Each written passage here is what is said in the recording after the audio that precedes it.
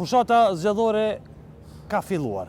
Kosova po hyn në zgjedhjet e 4-ta brenda një viti. Për herë të parë në historinë e Kosovës, zgjedhjet e kaluara që u mbajtën në shkurt nuk prodhuan qeveri dhe vendi po shkon në zgjedhje parlamentare 2 herë brenda vitit. I patëm edhe zgjedhjet lokale bashkë me ballotazhin, pra 4 parë zgjedhje. Nuk e di se si është e mundshme që qytetarëve të Kosovës nuk i pritojnë të dalin në një herë zgjedhje. Ndoshta edhe do të pritojnë dalin zgjedhje dhe do të kemi rënje zgjedhje, që për mua do të ishte plotësisht e kuptueshme. E kuptueshme sepse numrat janë dhënë, verdikti është dhënë dhe paaftësia për të ndërtuar qeverinë nga fituesi, nga partia e parë, për mendimin tim, është një shkurtpamësi politike.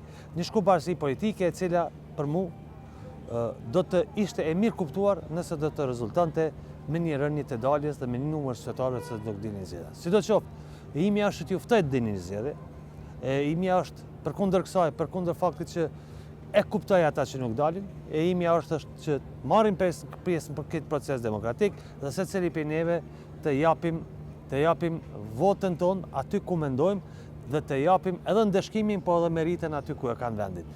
Shkojmë zgjedhje me 28 dhjetor, qytetet do të jenë të zbukuruara me ndryshimet e fundvitit dhe ne do të dalim në zgjedhje. Sa do të kemi risin në këtë proces zgjedhor ajo, a do të kemi rezultat të ndryshëm nga ai që ishte 9 muaj apo 10 më herët, flasim me Enver Hoxhën nga Partia Demokratike e Kosovës. Enver, mirë se gjej, sërish në një proces zgjedhor. Mirë se ardhe këtu para ndërtesës së PDK-s.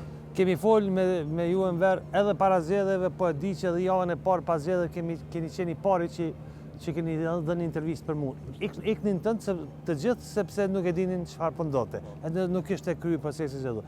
Atëherë, as ju asun se kemi paramendu bashkë plotësisht që do të kemë qeveria, po e kam gabim. Në intervistën... Një javë mas në shkurtit e kemi folë. Po, në intervistën me ju, unë nuk e kam thënë atë se çfarë e kam thënë kryesit Partisë Demokratike të Kosovës, me që nuk doja që ta krijoj një ide paraprakës se si mund të duket, por me 10 shkurt kam qenë i bindur që zoti Kurti nuk është i interesuar që të krijojë institucione të reja dhe qasja e tij që ta godet opozitën në natën e 9 shkurtit, për mua ka qenë mesazhi i qartë që ai fol elektoratit të tij dhe kërkon zgjedhje të parakoshme. Prandaj çka ka ndodhur gjatë 2025-s ka qenë një dhunë politike e ushtruar në Kuvend të Kosovës për ta përmbysur sistemin politik, për të mos krijuar institucione politike, me qëllim që të merr sa më shumë vota kudo që marrin zgjedhjet e parakoshme. Dhe zgjedhjet e parakoshme marrin me 28 dhjetor dhe unë kisha ftuar qytetar. Dhe është arritur ky qëllim? Ky qëllim varet tash sipas jush.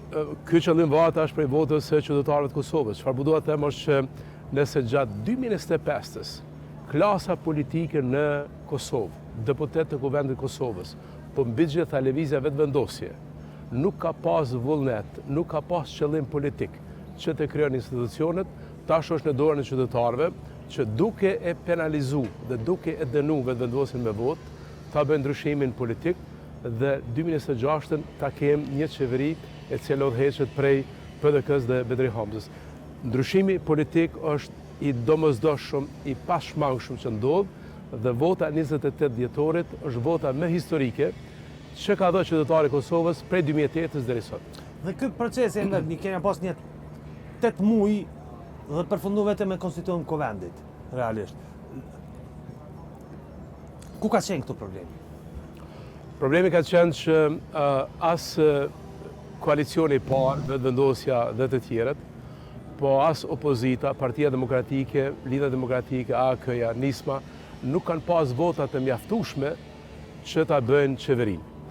Dhe natyrisht që krijimi i institucioneve dhe i qeverisë kalon përmes partisë të parë, si dikush i cili gjatë është në PDK, si dikush i cili ka pa PDK në fitoret e saj apo në humbjet e saj, e di që i parët i takon me konstitut Kuvendit, i parët i takon me marrë drejtën e koalicioneve. Zoti Kurti nuk ka pas as vullnet politik për dialog, as vullnet politik për marrëveshje, ka mund ta bëjë një koalicion me ndonjë subjekt tjetër politik të madh, por ai po thotë që ftova LDK-n. Nuk ka pas seriozitet ftesa e tij. Ka qenë më shumë për të arsyetuar, më shumë për ta krijuar një anarki, një kaos, me që kultura politike e Albin Kurtit është që të përdor dhunë politike, të përdor kaos, të krijon kriza politike për të marrë sa më shumë votë brenda për brenda. Dhuna politike dhe kaosi deklaratat të forta.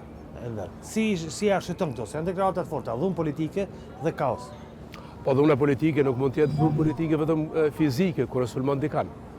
Kur e merr votën e qytetarëve, kur i ki 48 deputet, dhe kur i thu qytetarëve, unë nuk e dua këtë mbështetje tuaj, e dua mbështetjen më të madhe.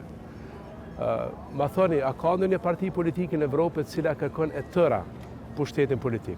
Kjo se çfarë po kërkon zoti Kurti edhe në këto zgjedhje, çfarë ka kërkuar gjatë 2025-s, për mua është e frikshme.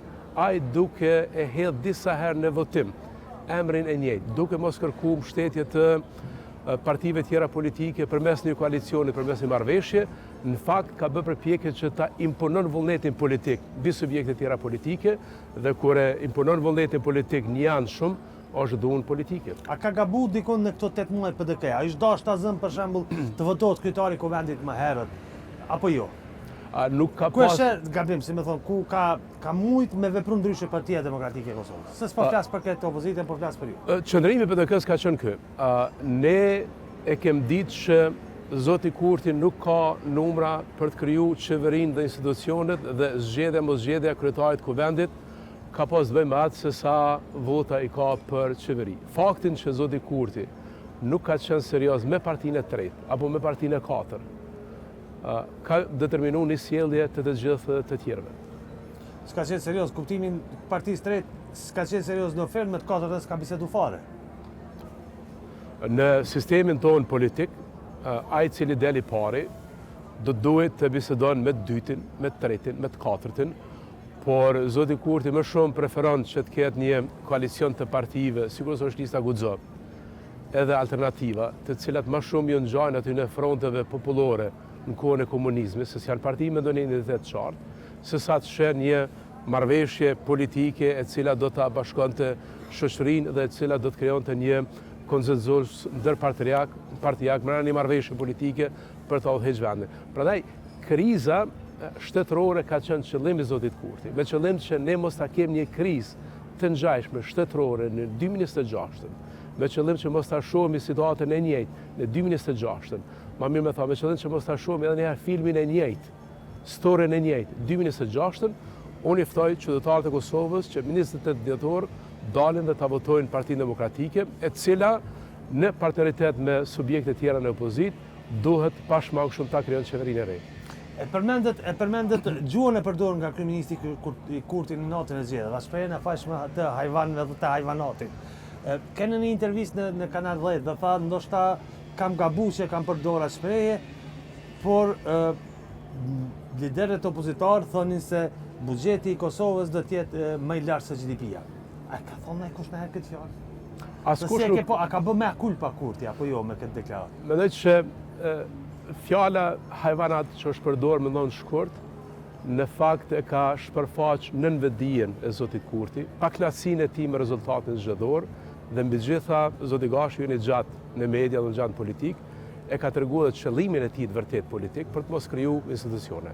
Kur ai atë natë e ka përdorur fjalën hajvanat për opozitën, ka shprehë mbledh ndaj një elektoratit që s'ja ka dhënë votën e domosdoshme, do unë mendoj që kjo është e frikshme. Unë nuk njoh ndonjë subjekt politik në historitë të Kosovës i cili ka 48 deputet nga partia e tij, i cili ka parti tjera politike në Kuvend të Kosovës që mund ta merr votën e tyre, vjen Kuvend të Kosovës, dështon në rundin e parë për të bërë kryeministër, dështon në rundin e dytë për të bërë kryeministër dhe na çon në zgjedhje të parakoshme me vetëm dëshirë që edhe më shumë përmes mashtrimit, përmes populizmit të merr votë e cila do t'ja konsideronte atij një pushtet më absolut dhe i cili pushtet do ta bënte Kosovën më dop. Do thotë ai është duke njeh një politikë që ta përmbys sistemin politik, që ta përmbys rendin kushtetues, që ta vendos një kulturë autoritare në Kosovë, e cila për mua është e rrezikshme. Prandaj këto zgjedhje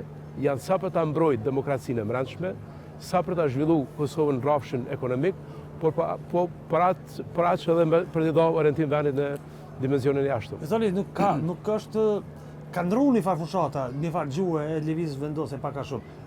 Po thoni ky nuk i ka ndërë pishmend, nuk është ky një mea culpa e tyre? Edhe regjimet ma totalitare, ma tegra, i kanë pas do situata historike kur dikush ka i herë ka përdor një gjuhë caktun për ta zbut klimën politike, por ky po bën përpjekje që ti adreson disa prej pritjeve një pjesë të elektoratit të tij, të cilët kanë qenë kritik në sjelljen e tij. Prandaj unë nuk mendoj që nëse ka ndru gjuha zotit Kurti, ka ndru qëllimet e tij politike. Atë po, ka ndru qëllimet se rëndësish me dita qëllimet e tij politike janë të njëjta, qasja e tij politike është e njëjtë, kultura e tij politike është e njëjtë dhe zoti Kurti me sjelljen e tij nuk është vetëm i dëmshëm, por zoti Kurti me sjelljen e tij duke mos kriju institucione për një vit është i rrezikshëm për vendin. E merë, po dalim për hekëm pak për Kurti, se do flasim pak edhe potencialin e koalicioneve ku patjetër ka më përfshirë lëvizja vendosje. Po dalim pak te PDK-ja sot. Pse dhe për çfarë argumente mendon PDK-ja që janë të qarta, të cilat duhet t'i ketë parasysh shtetori i Kosovës që ta themi kështu ta shtoj votën për PDK-n krahasim me Nënshkurtit. Për çka duhet sot me ju votu më shumë se me Nënshkurt? Nëse qytetarët e Kosovës dojnë stabilitet, dojnë qartësi politike, dojnë zhvillim ekonomik, dojnë mirëqenie, dojnë siguri, do ta votojnë PDK-n dhe të gjitha këto PDK i ofron edhe me Nënshkurt. Pra çka tash? Mendoj që ata kanë pa gjatë komplet 2025 që zoti Kurti nuk është i aftë me qeverisë. Se kur nuk jenë gjendje më ullë me të tjetë me pas dialog, me bë marrëveshje, është pafsi politike, zoti Gashi në politikë. Ata kanë pas që në 5 vitet e fundit... Edhe kur nuk ke dëshirë? Edhe kur nuk ke dëshirë është pafsi politike, nëse në politikë, si më thosë, sjellja politike determinohet prej realitetit politik. Në 5 vitet e fundit, asgjë nuk ka ndryshuar në jetën e qytetarit. Kosova është ka shprazët, prandaj edhe platforma PDK-s i ka 5 shtylla. E ka zhvillimin ekonomik dhe mirëqenien si shtyllë parë, arsimin dhe shëndetësinë, drejtësinë dhe politikën e jashtme dhe të mbrojtjes, por këto zgjedhje unë i shoh si zgjedhjet më historike për një arsye. Në këto zgjedhje nuk po shkojmë na që në të ardhmen duket një qeveri zoti Kurti dhe plus të tjerë. Në këto zgjedhje shkojmë me mandatin e qartë që Albin Kurti nuk do të jetë më kryeministër. Albin Kurti me 28 dhjetor e përfundon karrierën e tij politike si kandidat për kryeministër dhe mas 28 dhjetorit partitë opozitare në udhëheqjet e PDK-s do ta bëjnë qeverinë ardhshme. Po kjo do ndryshim numrave. Unë jam çdo ditë në teren. Numrave kuptojmë numrave rezultatit zgjedhor, po edhe të numrit të deputetëve në kuvend. Unë jam çdo ditë në teren, çdo ditë kam vizituar qytetet e ndryshme të Kosovës, prej Podojevës, e Pejës, e Gjilanit, e Prishtinës, e Mitrovicës, pa i përmend qendra tjera të vogla, ku do shoh një mlef, ku do shoh një paknatësi, ku do shoh një mosdorim me mënyrën se si zoti Kurti e ka udhëheqë qeverinë dhe ka fut vendin në krizë gjatë 2025-s, unë jam i sigurt që me 28 dhjetor, qytetarët të cilët çdo herë kanë vendosur racionalisht për këtë vend, do ta shprehin vullnetin e tyre politik dhe do ta përmbyllin ndryshimin politik. 2 orat në Mitrovic, një ndrym faktik i gjendjes të verit Kosovës, a do t'i sjellin Kurtit përfitimet mjaftueshme elektorale që të marrë pozicionin lartë në përqindje edhe tash? Se si duket aty do t'jetë bazamenti i zotit Kurti. Aki edhe slogani siguri dhe stabilitet. Mendoj që kur flasim për verën gjatë qeverisjes së Kurtit, Kosova ka qenë më pasigurt se sa sigurt. Ne çmojmë që situata në veri të vendit ka ndryshuar dhe duhet ta njohim këtë realitet. Po ajo se çfarë ka ndodhur që ka ndodhur agresioni mbi Banjsk. Ajo se çfarë ka ndodhur është që Kosova duke u sjell në udhëheqjet e zotit Kurti në raport me verën se si u sjell, e ka rrit çmimin ndërkombëtar se si është duke u trajtuar verja. Dëshmi janë mënyrën se si është negociuar marrëveshja e Brukselit, mënyrën se si është negociuar aneksi i Ohrit, që jep serbëve një autonomi të plotë etnike territoriale dhe se si është plasu draft statuti asociacionit i cili në fakt krijon një autonomi dhe një ndarje të brendshme brenda Kosovës. Nëse zoti Kurti ka insistuar që ta zgjeron sovranitetin e verit të vendit, ku policia e Kosovës ka bërë një punë të mirë, mendoj që me dokumente ndërkombëtare të cilat i ka bërë, e ka nda Kosovën brenda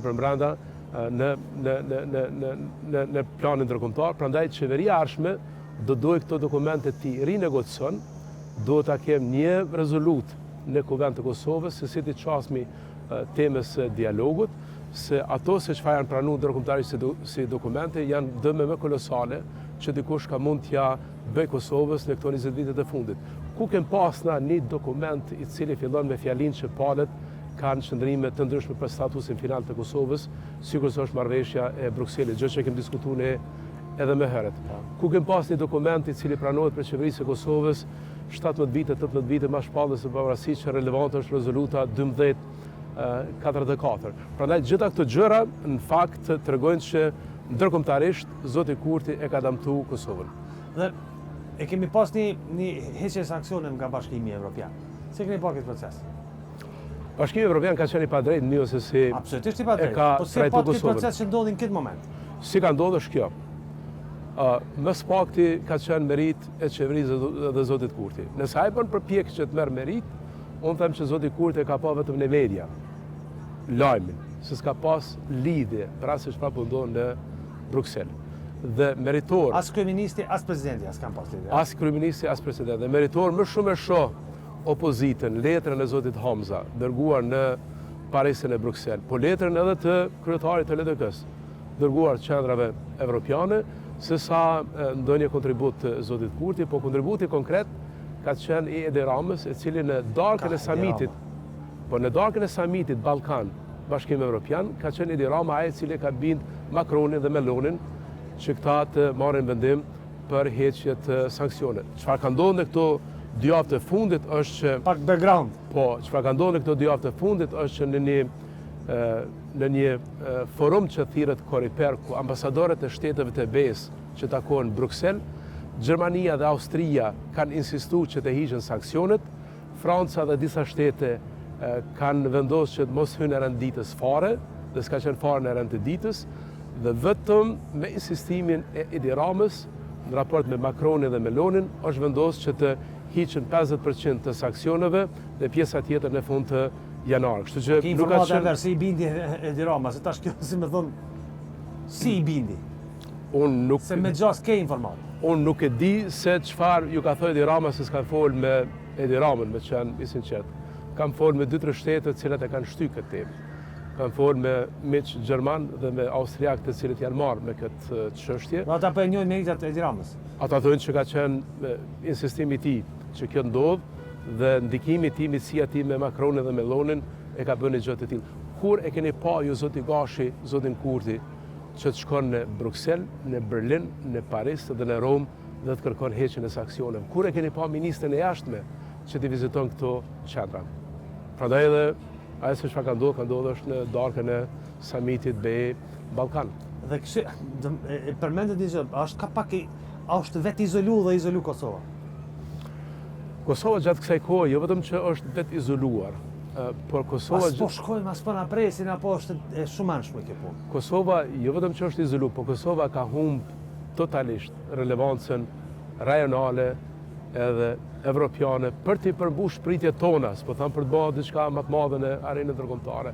Gjatë kësaj kohe, me përjashtim të 3 njohjeve, ku s'ka pas fare merit qeveria, ne ke mund të marrim çdo vit nga 10 njohje. Çdo vit nga 10 njohje, se 3 njohjet kanë dëshmuar që mund të rikthehet politika e njohjes së Kosovës. Dhe ne kemi prioritet që realisht ta rikthejmë njohjen ndërkombëtare të Kosovës. Së dyti, dështimi në Këshill të Evropës ka qenë prej dështimeve më kolosale që ka bërë Kosova, edhe me zotimet që do ta zbaton marrëveshjen e Brukselit, që do ta zbaton aneksin e Ohrit dhe draft statutin e asociacionit. Ndërprerja dialogu strategjik me Shtetet Bashkuara të Amerikës është goditja më e madhe, se kur nuk ke dialog strategjik me SBA-t, nuk ki marrëdhënie. Dialogu strategjik është një mekanizëm i konsultave ku palët takohen, sigur se ne po takohemi këtu në këtë shesh i shtrojnë temat, kur e ndërpret dialogun, do të nuk i fare bashkëpunim me partnerët amerikanë. Prandaj, kjo ka qenë edhe pika më e ulët e Kosovës në rrafshin ndërkombëtar, në një kohë kur bota është përballë me sfidat më të mëdha që i ka. Dhe Vert, ç'është dalja? Dalja është mbi të Jemi gjitha, kështu pragmatik dhe praktik. po, dalja është mbi të gjitha legitimiteti qytetar. Qytetarët e Kosovës historikisht kanë ditë në votë dhe me vullnet politik si populli më demokratik që ekziston në rajon, si jem demokracia më mirë në rajon, më konsoliduar, me tendenca autoritare të Zotit Kurti, po me tendenca demokratike të popullit të Kosovës, të votojmë me 28 dhjetor ndryshimin politik. I cili ndryshim politik nuk duhet jetë Zoti Gashi kush duhet jetë pushtet. Nuk jam të folë për atë se si pa tjetër PDK-ja të vjen pushtet. Po ndryshimi politik Por fund aty po është vi. ndryshim politik i cili duhet t'i shërben një mirëqenie, një konsolidim të tregut privat, një stabilitet të brendshëm, një siguri dhe një përfaqësimi dinjitoz në arenën ndërkombëtare. Nuk mund ndodhen këto gjëra për pa e dhënë mandatin qytetari i Kosovës, se politikat e brendshme dhe politikat e jashtme fillojnë se si voton qytetari i Kosovës, të cilët historikisht kanë votuar drejt dhe unë i ftoj që kësaj here të votojnë drejt. Unë kam pas mirëkuptim në kaluarën kur kanë votuar edhe për subjekte tjera politike dhe kur PDK-ja ka shënu jo fitore. Por kësaj here i ftoj që ta korrigjojnë qasin e tyre, që ta vlerësojnë ndrysh, që t'jenë më kritik, që mos t'i nënshtrohen manipulimeve dhe autoritetit të një njerit të vetëm, po ta shohin interesin e shtetit dhe të shoqërisë. Si ka hyrë PDK në këtë proces? Ka hyrë me një kryetar të ri, ju vetë keni shpreh ambicie dhe dëshirë për të hyrë në proces zgjedhor dhe keni kërkuar një proces zgjedhor më të përgatitur dhe kësaj. Ka pas lëvizjen e PDK, pra ka përfundoi ai konflikti, ta themi thojza me kryetarin e DNAS-it Ramiz Ladrovci, kthimi.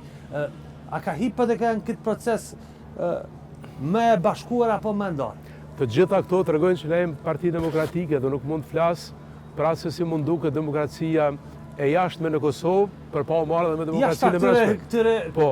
si themi deklarata përmbledhura. Po, do të thotë jemi unik.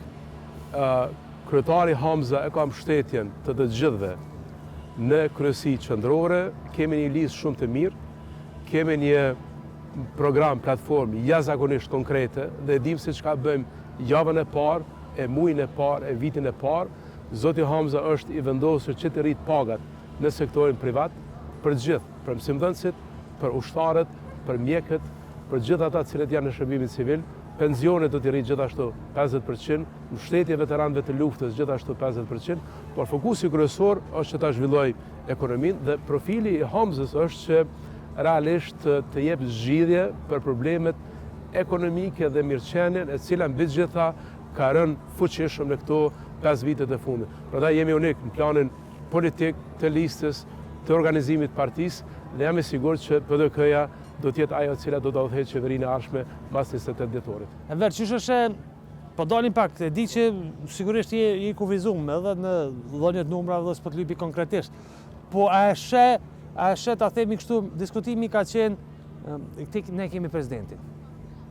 Ç'është e presidentit që na pret realisht më njëherë mas kryeministit e kryetarit të kuvendit te dera vjen presidenti. Pra kemi 2-3 muaj luft maksimum për me zgjedh presidentin. Nëse s'kemi president, shkojmë zgjedhje. Dhe në qoftë se skenari juve është i sakt që opozita do ta bëjë qeverinë, i bie që duhet të ketë mundësi ta formojë ta zgjedhë presidentin. Për këtë duhet që vetëvendosja të ketë më pak se 41 deputet, pra ti ketë 40 të poshtë. A është e arritshëm ky skenar? Unë jam i bindur që është e arritshëm. Unë mendoj që në këto Sepse zgjedhje 48 i ka tash. Unë mendoj që në këto zgjedhje qytetarët duhet të votojnë edhe ta bëjnë ndryshimin politik duke largu qeverinë Kurti, edhe ta bëjnë ndryshimin politik duke largu presidentin Osmani, e cila mbi gjitha gjatë kësaj kohe ka qenë më shumë një notere e Zotit Kurti. Ato çfarë unë ja kam thënë në kuvend të Kosovës kur është zgjedh ditën e parë. Kam thënë ti ke me qenë notere dhe ajo është pa gjatë kësaj kohe që ka qenë notere, nuk e ka përfaqësuar interesin e vendit, nuk ka pas kurrë roli në koordinimin mes partive politike, nuk e ka reflektu unitetin e qytetarëve, nuk ka bë asgjë relevante në përfaqësimin ndërkombëtar të vendit dhe është koha e fundit që ai koalicion i shpresës, i cili u përkthy në një koalicion të zhgënjimit, të shkon në shtëpi dhe një qeveri e ardhshme e cila do ta bashkon popullin. Prandaj edhe ne kemi sloganin bashkë përpara, në do të heqë të PDK-s dhe Betri Hamzës të jep drejtim dhe orientim vendit. Enver, e përmendet qeverinë e një uniteti qytetar, përmes me thonë unitetit popullor. Si është të mundshme ndërtimi i kësaj qeverie të unitetit qytetar duke e lënë anash partinë e parë? Ne do të shkojmë këto zgjedhje me besimin e madh që qytetarët janë ata që do të japin drejtim. Ata kanë pasur që një përbërje e kuvendit gjatë 2025-s nuk ishin në gjendje që ta zgjedhin vetë kryetarin e kuvendit, që nuk është ndonjë post shumë i rëndësishëm në institucionet e Kosovës, me blokadën të cilën ja ka bërë vetëvendosja. Prandaj nëse duan që Kosova të ketë të çliruar energjitë e saj politike, duhet në mënyrë sa më masive ta votojnë PDK-n dhe partitë e tjera në opozitë. Se kush mund del i pari, vendos qytetari me 28 dhjetor dhe jo sot. Albin Kurti Gazvisa tha se qytetarët po pyesin kush del i dyti, ai tha i dyti dalin qytetarët e diasporës tek për pozitën e tretë luftojnë parti tjera. Zoti Kurti është i njoftën për floska të tilla, po mendoj që pas 6 vjetë të qeverisës e Zotit Kurti, qytetarët e Kosovës do të jenë ata që do të japin drejtim vendit. PDK zgjedhjet me 28 dhjetor, në një kohë kur pritet ardhja e diasporës, presidenti tha që e ka lënë me datën 28 se ka më shumë qytetarë që votojnë, pra vjen edhe diaspora.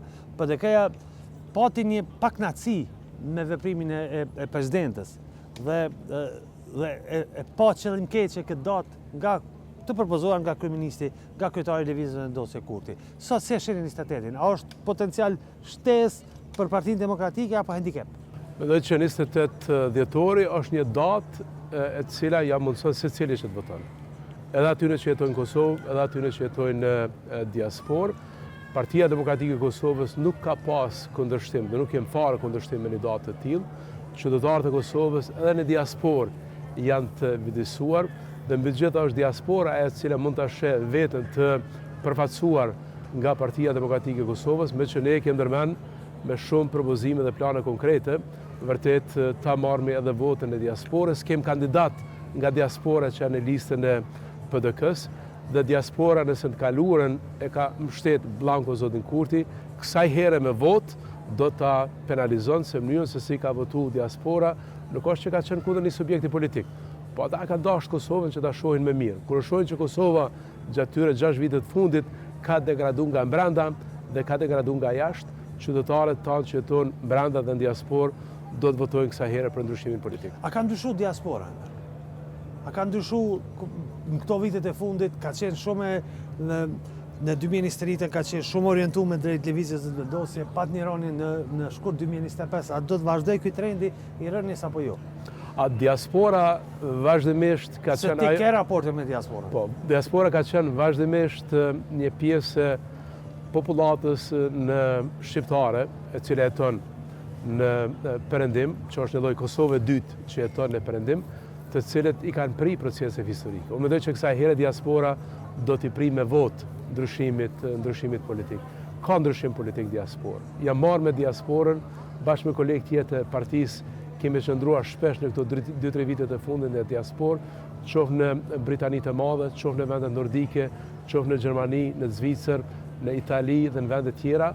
Mendoj që diaspora ka ndryshuar, diaspora shet ndrysh Kosovën, ndrysh shet qeverisjen e Kurtit dhe kësaj here po shoh që do të vinë shumë të cilët do të votojnë për PDK-n mbas kontakteve që kemi dhe mbas ekipeve tona brenda Partisë Demokratike të cilat janë në komunikim. Ka një regjistrim, me sa di unë të 57.000. Në votat me postet të shkurtit, PDK-ja nuk është që doli mirë. Me votat e shkurtit është të vërtet që nuk ke marrë... Pritet ka qenë shumë madhnoja? Pritet i kemë pas tjera, po kësaj here kanë vendosur një pjesë e madhe që të vinë dhe të votojnë Kosovë. Po, se janë disa regione ku njerëzit vinë, për shembull, ka pritje që duka gjenë ardhja për festa fundit ka me qenë shumë e madhe, ka me shku në përfitim të tyre. Mundën me qenë pjesë të elektoratit që vinë. A i vjen elektorati i PDK-s në diasporë për këto festa? Një pjesë e elektoratit shka unë kam pa nga Dragashën e Podojev, e në Prishtinë, e në Skenderaj, e në Dranas, por edhe në Prizren dhe qytetet tjera të Kosovës, vetë se janë këthy, unë vetë se kam taku, antarët e familjeve që jetojnë në diasporë, këto ditë në fushatën elektorale, dhe shumë prej tyre do të vinë edhe në prag të votimit, të cilët do të votojnë për nesh. E verë, qka mas 28 dhjetorit?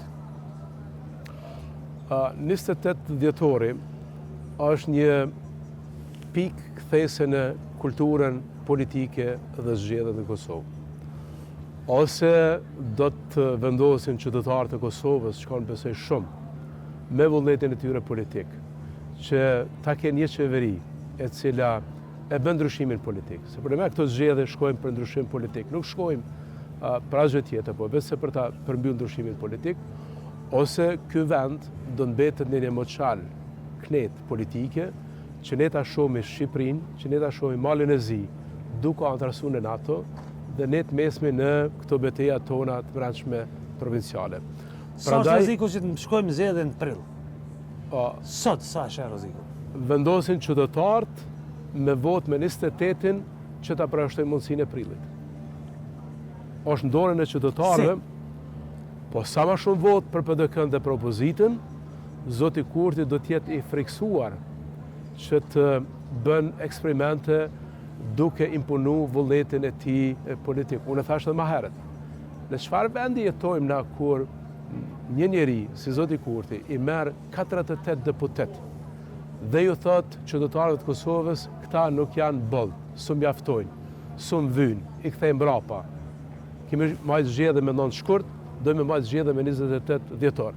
Prandaj qytetarët duhet vërtet kësaj herë të mendojnë thellë, me zemër, edhe me mendje, se si ta mbështesin PDK-n dhe kolegët e tjerë në opozit, me votë. Kjo nuk është temë partijake. Këto zgjedhje kanë bënë me interesin shtetëror. Këto zgjedhje kanë bënë me demokracinë Kosovë. Këto zgjedhje kanë bënë me atë, a do të jemi vërtet ata të cilët do të lëvizmi me shpejtësinë e njëjtë, me vendet tjera të rajonit, apo do të jemi një vend i cili e fillon mandatin në sankcione dhe e përfundon mandatin në qeverie duke u larguar një pjesë të sankcioneve dhe të preashtuar dhe të penalizuar nga Bashkimi Evropian.